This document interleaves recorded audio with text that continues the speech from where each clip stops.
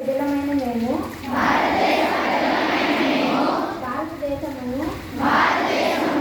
సర్వసత్తాక సార్వభౌమ సామ్యవాద లౌకిక ప్రజాస్వామ్య గణతంత్ర రాజ్యముగా నెలకొల్పుటకు సామాజిక ఆర్థిక రాజకీయ న్యాయాన్ని భావ ప్రకటన విశ్వాసము ధర్మము ఆరాధనలతో పూర్ణ స్వేచ్ఛ స్వాతంత్ర్యాలను అంతస్తులోను అవకాశములోను సమానత్వమును చేకూర్చుటకు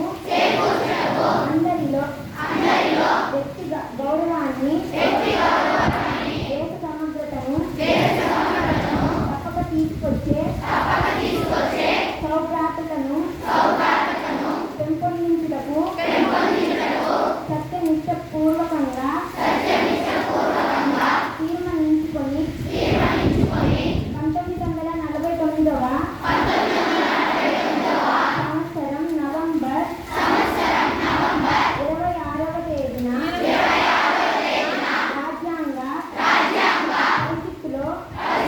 ఆమోదింపబడి చట్టబద్ధం చేసుకొని